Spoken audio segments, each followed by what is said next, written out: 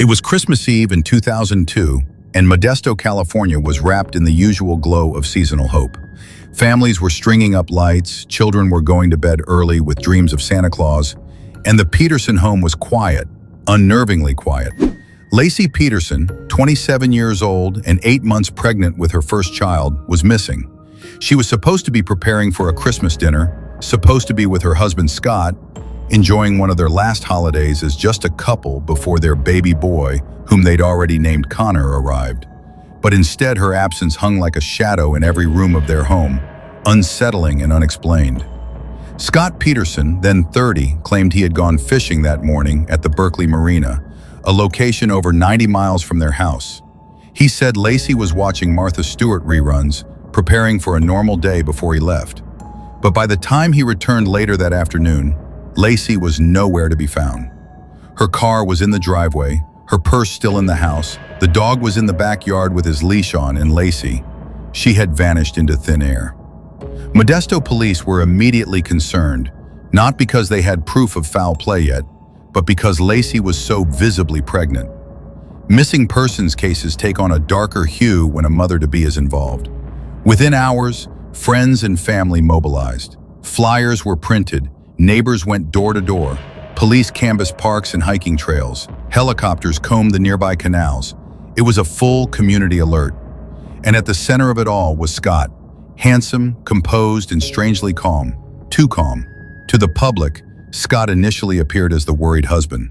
On TV, he looked reserved and stunned. He held Lacy's picture, attended vigils, spoke to reporters. But behind the scenes, questions started to rise. His alibi, fishing on Christmas Eve, in the rain, the location, his demeanor, his vague responses, everything began to feel off, especially to Lacy's family. Her mother, Sharon Rocha, had a mother's instinct. From the very beginning, something about Scott's behavior made her chest tighten. The last confirmed sighting of Lacy was by her half-sister Amy Rocha on the evening of December 23rd. They had gone shopping for a gift basket. Amy recalled Lacy being radiant, excited for motherhood. She was preparing for life, not about to run from it, and then she was gone. The first few days were a whirlwind. Volunteers covered Modesto with posters. Police followed up on every call and tip. But every road led to nowhere. It was as if Lacy had been swallowed whole by the earth. And yet, even with no physical evidence of a crime, suspicion quickly began to orbit Scott. It was not just his behavior that raised eyebrows, but what he was hiding. He was having an affair. Amber Free, a massage therapist from Fresno, stepped forward weeks into the search. She didn't come quietly, she came with a storm. On January 24, 2003, during a press conference packed with reporters, Amber revealed she had been dating Scott Peterson since November, but he had told her he was single. In fact, he had said he had lost his wife, that this would be his first holiday without her. He said this to her on December 9th, 15 days before Lacy disappeared. Scott Peterson, then 30, claimed he had gone fishing that morning at the Berkeley Marina, a location over 90 miles from their house. He said Lacy was watching Martha Stewart reruns, preparing for a normal day before he left. But by the time he returned later that afternoon, Lacy was nowhere to be found. Her car was in the driveway, her purse still in the house, the dog was in the backyard with his leash on, and Lacy, she had vanished into thin air. Modesto police were immediately concerned, not because they had proof of foul play yet, but because Lacy was so visibly pregnant. Missing persons cases take on a darker hue when a mother-to-be is involved. Within hours, friends and family mobilized. Flyers were printed, neighbors went door to door, police canvassed parks and hiking trails, helicopters combed the nearby canals. It was a full community alert. And at the center of it all was Scott, handsome, composed, and strangely calm. Too calm. To the public, Scott initially appeared as the worried husband. On TV, he looked reserved and stunned. He held Lacy's picture, attended vigils, spoke to reporters. But behind the scenes, questions started to rise. His alibi, fishing on Christmas Eve, in the rain, the location, his demeanor, his vague responses. Everything began to feel off, especially to Lacy's family. Her mother, Sharon Rocha, had a mother's instinct. From the very beginning, something about Scott's behavior made her chest tighten. The last confirmed sighting of Lacy was by her half-sister Amy Rocha on the evening of December 23rd. They had gone shopping for a gift basket. Amy recalled Lacy being radiant, excited for motherhood. She was preparing for life, not about to run from it. And then she was gone. The first few days were a whirlwind. Volunteers covered Modesto with posters. Police followed up on every call and tip, but every road led to nowhere. It was as if Lacy had been swallowed whole by the earth. And yet, even with no physical evidence of a crime, suspicion quickly began to orbit Scott. It was not just his behavior that raised eyebrows, but what he was hiding. He was having an affair. Amber Fry, a massage therapist from Fresno, stepped forward weeks into the search. She didn't come quietly, she came with a storm. The courtroom was packed, the tension electric. News vans lined the sidewalks outside the San Mateo County Courthouse, hundreds of miles from the original crime scene in Modesto. The trial of Scott Peterson had officially begun in June 2004, over a year after the arrest. It was one of the most watched trials in modern American history. Court TV broadcast every moment. Reporters documented every sigh, every glance. But beneath the spotlight, beyond the cameras and chatter, one truth loomed large. This was a murder case built entirely on circumstantial evidence. Scott's defense team, led by Mark Geragos, a high-profile attorney known for defending celebrities, began their strategy with one central theme: the absence of proof. No physical evidence tied Scott to the murder. No blood, no DNA, no surveillance footage. Geragos painted Scott as a cheating husband, yes, but a murderer? That was a leap, he argued. Adultery, after all, was not a crime. But the prosecution, led by Rick DiStasso, methodically laid out a timeline riddled with deception. They wove together Scott's affair with Amber Fry, his inconsistencies, his shifting alibis, and the uncanny coincidence that Lacy's remains were discovered near the very bay where Scott admitted to fishing on Christmas Eve. That detail, so specific and impossible to ignore, became the backbone of the prosecution's theory. Scott had dumped his wife's body in the water that morning and created a fake alibi that would, he thought, cover his tracks forever.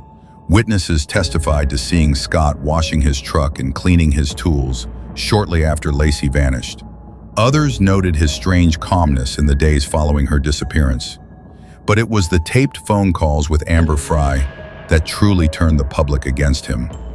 These recordings, played for the jury, revealed a man living a double life.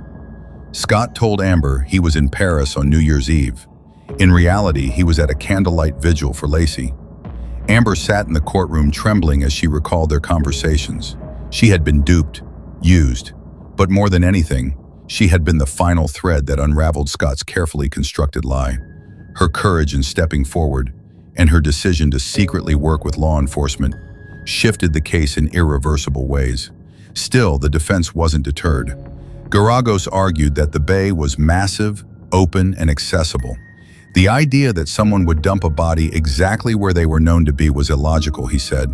He implied that someone else could have abducted and killed Lacy, then chosen the same bay to dispose of her remains, maybe even to frame Scott. There were sightings after all. Witnesses had come forward saying they saw a pregnant woman walking a golden retriever on the morning of December 24th, near a park not far from the Peterson home, but those sightings were unconfirmed. Timelines didn't match. And the dog, Mackenzie, had returned home with his leash still on, suggesting a walk that never happened, or one that ended in something unspeakable. The prosecution insisted that no random killer would have had the motive, opportunity, or uncanny knowledge to dispose of Lacy's body where Scott himself had admitted to being that morning. The probability of coincidence, they argued, had withered. The trial stretched for months. Jurors sat silently, absorbing testimony that ranged from forensic pathology to cell tower analysis to the subtle gestures of a grieving or calculating husband. Photos of Lacy glowing and pregnant were shown alongside autopsy sketches. It was emotional warfare. Several jurors broke down. Some had to be replaced. Then came the most haunting part of the trial, the autopsy reports. Lacy's body was badly decomposed, her head and limbs missing. But the fetus, baby Connor, was almost intact. Experts debated what this meant. One argued that the baby had been expelled from the womb days or weeks after Lacy's death, suggesting she had been dead the entire time. But the defense claimed otherwise, that Connor had continued to grow, implying Lacy had been alive for days after disappearing, thus contradicting the timeline of the murder. It was a battle of science and narrative, and for the jurors, it was becoming harder to separate emotion from logic. They saw Scott's face every day, unreadable, sometimes smug, sometimes lost. They saw Lacy only in frozen moments, her smile, her hand on her belly, her future a promise never fulfilled. The contrast was crushing. Public opinion had long turned against Scott. Outside the courthouse, protesters carried signs that screamed, "Justice for Lacy" and "Baby Killer." Reporters scrutinized every outfit he wore, every word his defense uttered. But inside the courtroom, 12 jurors carried the real weight of judgment. They had to decide if all the lies, all the patterns, all the eerie coincidences amounted to something greater, guilt beyond a reasonable doubt. After more than 5 months of trial and 7 days of deliberation, the jury delivered its verdict on November 12, 2004. Scott Peterson was found guilty of 2 counts of murder, first-degree murder for Lacy and second-degree murder for baby Connor. The courtroom erupted in stunned silence. Lacy's family wept. Scott showed no emotion. Some jurors cried as the decision was read. It was done, but it wasn't over. A month later, the sentencing phase began. Prosecutors sought the death penalty, arguing that Scott's crimes were cold, calculated, and heinous. The defense pleaded for mercy, reminding the jury that no one had seen the crime, that doubts still lingered, and that Scott had no prior history of violence. On December 13, 2004, the jury sentenced Scott Peterson to death. He was to live out his days on California's death row at San Quentin State Prison. The same bay where he claimed to fish was now the backdrop to his incarceration. The ocean in sight, but freedom forever out of reach. Lacy and Connor were buried in a Modesto cemetery, their shared headstone etched with love and pain. Sharon Rocha, Lacy's mother, became a fierce advocate for victims' rights. She lobbied for laws that would recognize unborn children as victims in violent crimes. In 2004, the Unborn Victims of Violence Act, sometimes called Lacy and Connor's Law, was signed into federal law. Yet, even as justice seemed served, the case refused to fade. Appeals began almost immediately. Scott's new attorneys argued that the media circus had corrupted the trial, that biased jurors had tainted the verdict, that errors had been made. In 2020, the California Supreme Court overturned his death sentence, citing flaws in jury selection, though his conviction remained. Public fascination never waned. Books were written, documentaries aired. The case was dissected by true crime enthusiasts and legal scholars alike. Some began to question the certainty of Scott's guilt. Had the media warped the truth? Was the trial fair? Or was this the rare instance where evil wore the perfect disguise? A polished smile, a steady voice, and a chilling emptiness beneath. For the Peterson and Rocha families, the wound never closed. Lacy was more than a victim. She was a daughter, a sister, a friend, and a mother-to-be. Her nursery was never filled. Her laughter no longer echoed through the house. And Connor, the baby with a name before he was born, never got a first breath, a first word, or a first birthday. Scott Peterson, now confined behind bars, still maintains his innocence. He gives occasional interviews, carefully worded, always emotionless. But each time he speaks, the void he left behind speaks louder. He didn't just steal lives, he stole futures, silenced joys, and turned a family's happiest moment into an unending nightmare. Because the horror of the Scott Peterson case isn't just the murder, it's the betrayal. The idea that someone could sit at a baby shower, kiss a pregnant belly, take photos by a Christmas tree, and days later end it all with ice in their veins. That someone could lie so completely, charm so effortlessly, and walk away from the life they built without a flicker of remorse. Even now, years later, the Peterson case remains a haunting study of deception, of how love, when twisted by selfishness and fear, can turn fatal, and how evil doesn't always look like a monster. Sometimes it looks like the man next door. The prison gates at San Quentin clanged shut behind Scott Peterson, marking the beginning of what could have been the rest of his life in a 6-by-9 cell perched above the waves of the same San Francisco Bay that had given up the bodies of his wife and unborn son. He was no longer the clean-cut fertilizer salesman, the neighbor with the winning smile, the husband-to-be and soon-to-be father. Now he was inmate K-123000, sentenced to death by lethal injection, though in California such a sentence rarely meant swift execution. He would wait, and he would be watched. On death row, Peterson lived under intense scrutiny, not only from guards and fellow inmates, but from the world. His story wasn't just locked in a file or sealed in courtroom transcripts. It continued to pulse through the veins of American media. Letters poured in, some hate-filled, some disturbingly affectionate. Women wrote him as if he were a tragic hero, misunderstood and falsely accused. Others sent him death threats, some sent prayers, but no one ignored him. Scott Peterson was a name burned into public consciousness, a walking contradiction, a man whose guilt was declared by law, yet whose cold composure still drew curiosity, even fascination. Lacy's family had no such luxury of distance. For them, there were no unanswered letters, no media spin, just the brutal, ceaseless ache of absence. Sharon Rocha had once called Lacy her sunshine. That sunshine was now a shadow in framed pictures in quiet places.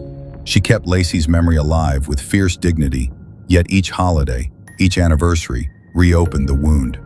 Connor's due date came and passed. So did the birthdays he never celebrated. His name was carved into stone before he ever took a breath. As the legal appeals mounted, so too did a wave of revisionist narratives. Podcasts, blogs, and even documentaries began to challenge the official story. Was Scott Peterson really guilty? Had the media circus poisoned the process? Could reasonable doubt have been lost in the fog of tabloid sensationalism? These questions began to gain traction, not only among true crime obsessives, but within serious legal circles. Central to the renewed scrutiny was the claim that Scott had not received a fair trial. His defense pointed to one juror in particular, Rochelle Nice, known as Strawberry Shortcake for her bright red hair, who failed to disclose that she had once filed a restraining order against her boyfriend's ex. That omission, they argued, revealed a potential bias, especially given that she later co-authored a book about the case with other jurors. Critics of the verdict claimed that the jury had become part of the spectacle, more concerned with storytelling than sober deliberation. Meanwhile, Garagos and his team had stepped away, and a new legal team began assembling a challenge that would rock the already fragile foundation of the conviction. In August 2020, the California Supreme Court overturned Peterson's death sentence, citing the improper dismissal of potential jurors who had expressed general objections to capital punishment. That, the court ruled, had violated his constitutional rights. The conviction for murder stood, but the penalty phase would need to be redone. A chilling reset in a case that most believed was long settled. For Lacy's family, it was more than a legal technicality. It was a reopening of scars they had tried to stitch shut. Another round of headlines, another round of speculation. The courtroom that had once felt like a place of closure was again becoming a stage. In late 2021, Scott Peterson was formally resentenced to life in prison without the possibility of parole. Gone was the looming specter of the death chamber, but the sentence still declared him guilty beyond redemption. The courtroom was subdued that day. No media circus, just Sharon Rocha reading a statement, trembling with pain and defiance, reminding Scott that her daughter and grandson would never grow old, and that his existence was now just a shell in a cage. Still, the appeals didn't stop. Scott's legal team, now backed by the California Innocence Project and high-powered appellate attorneys, began pushing for a complete retrial. They claimed new evidence had been ignored, witnesses had been silenced, and key sightings of Lacy after Scott's alleged timeline had been dismissed too easily. They alleged tunnel vision by law enforcement, pressure from media, and a rush to judgment. The central thesis of the appeal was that Lacy had indeed gone for a walk with her dog that morning and had been abducted not by her husband, but by unknown individuals. There were burglary reports near the Peterson neighborhood that day. Could Lacy have walked in on a crime in progress? Could she have been taken elsewhere and killed later? These were possibilities the defense wanted explored. But to investigators and the prosecution, those theories were red herrings. distractions crafted by a man who had mastered the art of misdirection. And yet, the seed of doubt began to grow once again. A documentary aired, revisiting the entire case, with slick editing and ominous music, casting doubt on timelines, motives, and investigations. Social media lit up. People who had once seen Scott as the devil now wondered if he'd been scapegoated. True crime fans posted elaborate charts. Reddit threads bloomed like ivy, branching into hundreds of theories. It was trial by opinion all over again. But even amid all the noise, there was one truth no theory could erase. Lacy and Connor were dead. They had not vanished into conspiracy. They had not been taken by ghosts. Someone had ended their lives. And every arrow of logic still pointed back to Scott. The lies, the affair, the eerily convenient fishing trip, the exact location of the bodies. It was a puzzle that snapped together too cleanly, even if no one ever saw the knife. To understand the emotional toll of this saga, one had to look not at court transcripts or appeal documents, but at the photographs of Lacy holding up baby clothes at her shower, of the Petersons smiling in front of their fireplace, of the nursery decorated in soft pastels. These were not just visuals, they were promises made and broken. Lacy's eyes in those pictures weren't filled with fear, they were filled with anticipation. That was what made the betrayal so harrowing. She trusted the man beside her. She lay down every night with the man who, prosecutors argued, was plotting to erase her. What drove Scott Peterson, if guilty, remains a chilling enigma. Was it fear of fatherhood? A desire for freedom? Was Amber Fry not just a fling, but a glimpse of a life unburdened by diapers and domesticity? Or was it deeper? A pathological selfishness that saw people not as loved ones, but as obstacles? Those questions haunted everyone who followed the case. Because if someone like Scott could do this, then what hope did anyone have of recognizing evil when it smiled across the dinner table? Even those who still argue for Scott's innocence cannot easily answer one haunting question. Why did he lie? Why tell Amber that he had lost his wife 2 weeks before she disappeared? Why say he was in Paris when he was actually at a vigil? Why clean his truck, change his appearance, and carry camping gear and cash after the bodies were found? There are only two explanations for such behavior: either guilt or an extraordinary string of coincidences. And in the real world, where lives are at stake and verdicts bind forever, coincidence rarely holds up. The emotional wreckage left in the wake of the Scott Peterson case is as deep as it is wide. It devastated two families, it shook a community, it carved an unforgettable scar into the heart of the nation. Even now, years later, it is whispered in true crime circles as the case that embodied the ultimate betrayal, not just of a woman and a child, but of trust itself. Because Scott and Laci Peterson were supposed to be a picture-perfect couple. They had the home, the dog, the baby on the way. They had plans for Christmas. They had names picked out. And then, behind all of it, there was a man planning to disappear them. Not just physically, but from his life, his future, and his memory. But the ocean did not keep their secret. The tide brought them back, and with them, the story of what may be one of the most chilling, confounding, and tragic domestic crimes in American history. Years passed, and yet the story refused to die. For Scott Peterson, now spending every day behind the razor wire of San Quentin, time was no longer marked in hours or days, but in court dates and letters, in appeals and headlines. His face had once been a fixture on every news broadcast in the country. His smirk, his unchanging expression, the image of the man who went fishing while his wife vanished, they were etched into America's collective memory. But even behind bars, Peterson's life remained oddly public, his name forever tied to a case that felt less like a single murder and more like a wound that never fully healed.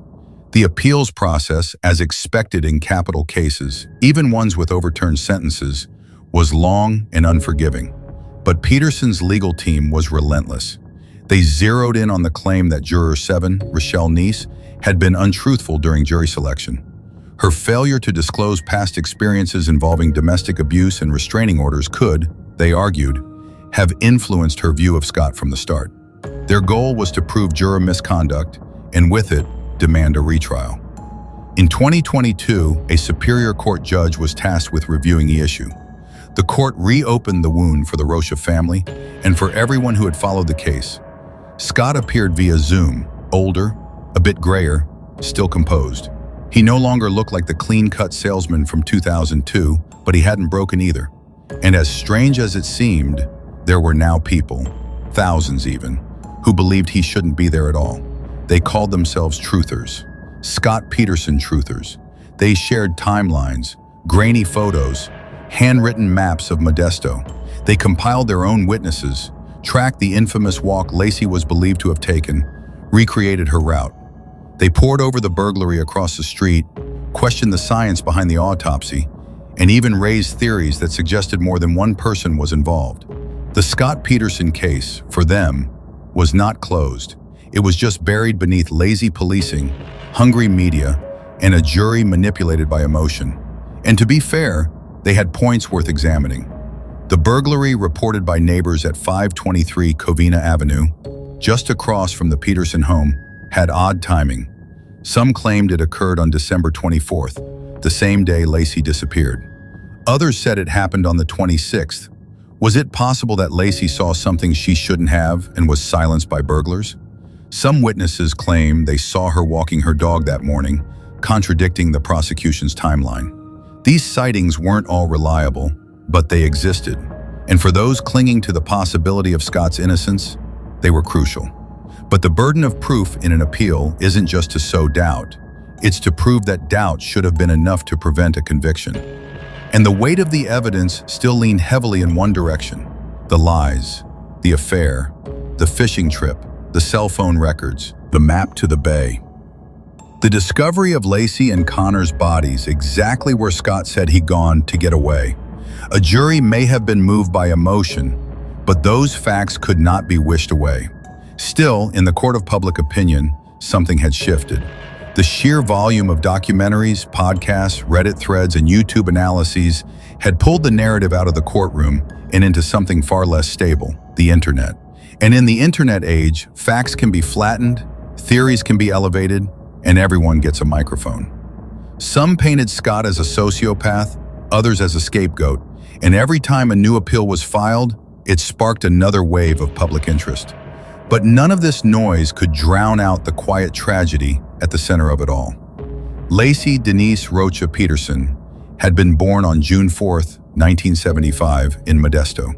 She was raised in a tight-knit family, described by friends as warm, outgoing, and full of life. She had a magnetic smile and a sense of humor that lit up rooms. She met Scott while studying ornamental horticulture at California Polytechnic State University.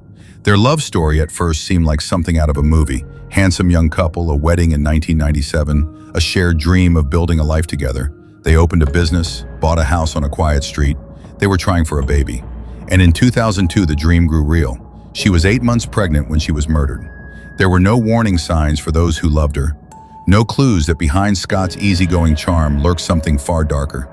The fact that she trusted him, that she carried his child and believed in their future, only made the betrayal more profound. It wasn't just a homicide, it was a love story twisted into horror. And then there was Connor, a baby who never had a chance to cry, to crawl, to grow. His remains were discovered wearing the same little white pants with blue trim that Lacy had packed for her hospital bag. She had imagined dressing him, feeding him, holding him. She had picked out furniture, painted walls. She had even written Christmas cards, but she never lived to send them. In their place, there were candles, posters, courtroom sketches, and an entire nation that grieved a woman and a child they'd never met. Even today, the house on Covina Avenue stands as a haunting symbol. New families have come and gone, trying to create new memories within walls that once held so much promise. But the shadow of what happened there never quite lifts. Modesto itself still bears the scar. A town once known for farming and sunshine, now etched in history as the stage for a modern-day tragedy. In 2023, nearly 2 decades after the murders, the legal process dragged on. Appeals were still being filed, hearings were still being scheduled, and for Lacy's family, it was like being trapped in a time loop where grief was recycled, not healed. Sharon Rocha spoke less publicly now. Age had added lines to her face, but her strength remained unshaken. She had written a memoir, For Lacy, in which she poured out not just her heartbreak, but her fury at Scott, at the legal system, and at anyone who dared to make excuses for the man who took her daughter and grandson. For the Peterson family, the story was equally painful but seen through a different lens. They had watched their son go from charming college graduate to national villain. Some continued to believe he was innocent. Others stayed quiet, but none of them escaped the destruction the case had wrought. This wasn't just the story of a killer. It was the story of two families shattered in opposite directions. And still, Scott Peterson remained a puzzle. How could someone who gave no sign of violence become capable of something so monstrous? Was it desperation, fear, or was the mask he wore so convincing that no one saw the cracks? Psychologists studying the case pointed to narcissistic traits, a man who believed the world owed him freedom, pleasure, escape. The affair with Amber wasn't just infidelity, it was indulgence. The lies weren't just defensive, they were woven into his nature. Scott didn't behave like a man crushed by grief. He behaved like a man inconvenienced by consequences. And perhaps that's the most terrifying part, because we imagine murderers as monsters, deranged, twisted, visibly broken. But Scott was none of those things. He was clean-shaven, articulate, educated. He looked like someone who would help you carry groceries. He made people feel safe, and he was the last person Lacy ever trusted. That truth, more than anything, is what makes this case so unforgettable. It wasn't a murder that began with rage or chaos. It began with deception, calculation, and a smile. And it ended in water, darkness, and silence. The ripples of what happened on Christmas Eve 2002 still haven't settled. Maybe they never will. Time is supposed to heal, to fade the edges of grief, and soften the bite of memory. But in the case of Lacy and Connor Peterson, time has instead acted like a scalpel, slicing through every layer of truth, fiction, and unresolved emotion. 2 decades have passed since the morning Lacy vanished from her home in Modesto, California. Yet the questions still swirl like dust that refuses to settle. Scott Peterson sits in prison, not executed, not released, simply frozen in limbo. And the rest of the world, somehow, still hasn't stopped talking about him. For Sharon Rocha and her family, healing never meant forgetting. Their lives divided on a permanent axis, before Lacy went missing and after. They built their futures atop a foundation of grief, speaking her name in past tense, while watching the world dissect her story again and again. Every appeal was another wound, every television special another reopening of pain. But for Sharon, there was no other option than to keep speaking, keep pushing, keep remembering. Lacy's story, after all, did not begin on the day she died. It began with laughter, with late-night calls, with childhood drawings, and baby kicks in the womb. That mattered more than how it ended. And yet how it ended was all the world wanted to hear. Somewhere along the way, the story of Scott and Lacy became less about two people and more about the narrative itself. A template almost for how America talks about domestic murder. It exposed the fragility behind the illusion of a perfect life. Neat lawns, family photos, smiling baby announcements. But beneath it all, something can be breaking. Something can be already lost. Lacy never saw it coming. That's what made it so terrifying. That's what made it so personal. For the justice system, the Peterson case became a legal labyrinth. There was no clear-cut resolution, no perfect proof. There were just layers of behavior, motive, deception, and the grim coincidence of bodies appearing in the very place Scott had claimed to visit that day. The lack of physical evidence didn't absolve him. It simply made the conviction harder fought. And in that, the trial itself became a symbol, not of clarity but of conviction born through implication, silence, and the cold efficiency of evil carried out without a mess. And what of Amber Fry? Her name, now indelibly tied to the case, still invokes images of a young woman betrayed and thrown into the national spotlight. She had believed Scott was a widower when they met. She had no part in the crime, only in exposing the lies. And yet she paid a price for her role too. Her privacy dissolved, her child was thrust into scrutiny. She published a memoir, tried to rebuild her life, and faded from the media, but never from the margins of the story. Her voice on those recorded calls remains one of the haunting echoes of the entire case. Not just the sound of betrayal being uncovered, but of a woman trying to make sense of a world collapsing around her. Amber gave a voice to the doubt that lingered in the public mind. Because no matter how often people were told Scott was guilty, something about him stayed elusive. He didn't fit the profile, he didn't crumble under pressure, he didn't confess.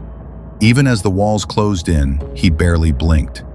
For some, that was proof of guilt, his heartlessness. For others, it became the seed of alternate theory. Could a man who remained so eerily calm truly be a killer? But still, the facts stood like gravestones. Lacy was dead, Connor was dead, and their remains were found in a place that Scott led investigators to without even realizing it. In the aftermath of the case, new laws were introduced. The Unborn Victims of Violence Act became a federal statute in 2004, giving legal recognition to fetuses killed during federal crimes of violence. It was directly inspired by the Peterson murders. For many, it was a bittersweet victory, a way to ensure that Connor's life, though never lived, still mattered under the law. Lacy's name now lives in places she never got to see. Parks are named after her, scholarships given in her memory. Her story is taught in criminology classes. But for those who knew her, it's the smaller memories that endure. The way she tucked her hair behind her ear when she laughed. The way she called her mom every day. The way her face lit up when she talked about becoming a mother. It's these tiny fragments of life that crime can never erase, no matter how loud the courtroom becomes. And Scott? He remains where the court placed him, in the shadows of San Quentin, behind steel and silence. His sentence now reads, life without parole, a subtle but significant shift from death row. He has appealed, he has denied, he has watched the world move on while he remains fixed in time. There are those who believe he may still walk free one day, that a court may find reason enough to grant a retrial.